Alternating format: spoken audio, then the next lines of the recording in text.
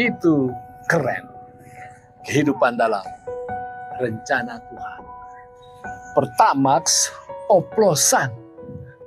Heboh soal Pertamax karena banyak berita menyatakan bahwa korupsi telah begitu berani sehingga bensin Pertamax ternyata bukan asli, tetapi banyak yang adalah hasil oplosan. Artinya hasil campuran dengan bahan murahan sehingga terlihat asli tetapi sebenarnya kualitasnya sudah sangat banyak berkurang, bahkan cenderung merusak. Pertamina telah membantah tuduhan itu. Jadi mari kita berharap bahwa itu tidak benar.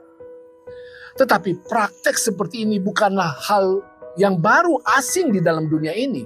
Bahkan Alkitab menceritakan bahwa sesungguhnya setan telah menggunakan metode dan cara tersebut sejak awalnya. Mari kita lihat. Alkitab menceritakan bahwa pada suatu kesempatan setan menggelontorkan 3 serangan kepada Yesus. Dalam setiap serangannya kepada Yesus, setan menggunakan merek Pertamax. Maksud saya, terlihat bertujuan baik dan hebat. Padahal dalam setiap jualannya yang setan tampilkan semuanya dioplos dengan bahan murahan, yaitu penipuan dan penyesatan. Firman Tuhan dioplos lalu dijual kepada Yesus. Oplosan yang pertama, jika engkau anak Allah, perintahkanlah supaya batu-batu ini menjadi roti. Yesus yang sebenarnya sedang sangat kelaparan dan membutuhkan makanan menjawab dengan firman Tuhan yang murni. Ada tertulis, manusia hidup bukan dari roti saja, tetapi dari setiap firman yang keluar dari mulut Allah. Oplosan setan menyatakan bahwa kebutuhan dan keinginan manusia dapat menjadi alasan untuk tidak mengikuti kehendak Tuhan. Sayangnya banyak orang yang jatuh ke dalam dosa karena lebih mengutamakan kebutuhan atau keinginan pribadi dibandingkan ketaatan kepada Allah. Oplosan yang kedua, setan menyatakan, jika engkau anak Allah, jatuhkanlah dirimu ke bawah. Sebab ada tertulis, ia akan memerintahkan malaikat-malaikatnya. Di sini setan mengutip kitab suci, tetapi dicampurkan dengan maksud yang salah. Ia mencoba memancing Yesus untuk bertindak sembarangan dengan mengandalkan janji perlindungan Tuhan. Oplosan setan yang kedua ini diharapkan akan menghasilkan umat yang beriman tetapi sembrono. Itu sebabnya Yesus menjawab, ada pula tertulis, janganlah engkau mencobai Tuhan Allahmu. Di sini Yesus mengajarkan bahwa iman sejati bukanlah bertindak tanpa hikmat, tetapi kita harus tunduk kepada prinsip, kebenaran, dan tunduk kepada kehendak Tuhan di dalam segala sesuatu. Yang ketiga, oplosan setan yang ketiga adalah jalan pintas.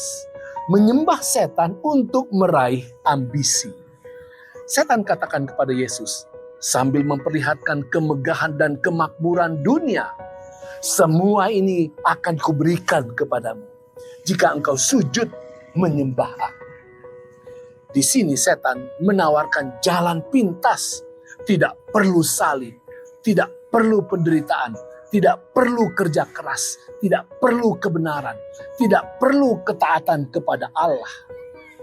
Setan bisa kok memberikan keinginanmu. Jalan pintas adalah jalan yang terbaik bagi para pengagum setan. Namun Yesus menolak dengan tegas. Enyahlah iblis, sebab ada tertulis engkau harus menyembah Tuhan Allahmu dan hanya kepadanya sajalah engkau berbakti. Sungguh banyak orang yang jatuh ke dalam pencobaan seperti ini. Bahkan mereka yang mengaku hamba-hamba Tuhan.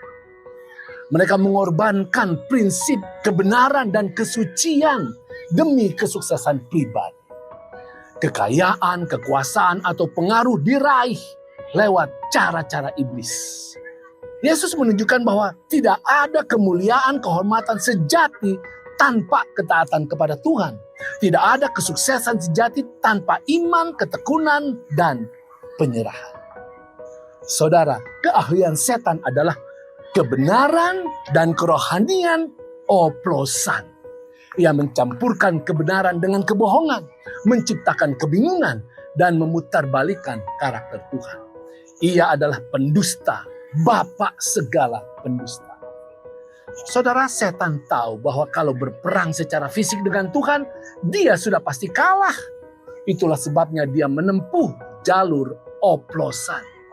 Artinya dia menebarkan hasil olahan pemikiran rohani dan keagamaan yang pada intinya menuduh bahwa Tuhan tidak adil, tidak pengasih, dan telah mengontrol ciptaannya secara semena-mena.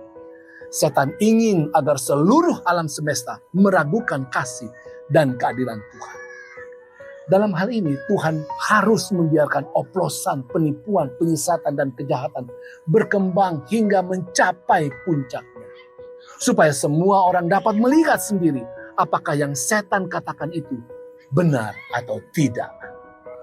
Nantinya seluruh alam semesta melihat dengan jelas dan tegas perbedaan antara jalan Tuhan dan jalan setan. Untuk Anda yang ingin mencintai Tuhan di dalam kebenaran sejati, bagaimanakah kita dapat terhindar dari kebenaran oplosan setan? Pertama, utamakan firman Tuhan lebih dari kebutuhan dan keinginan dunia ini. Yang kedua, berimanlah dengan bijaksana, jangan sembrono. Yang ketiga, tolaklah jalan pintas yang bertentangan dengan kehendak Tuhan. Itu keren.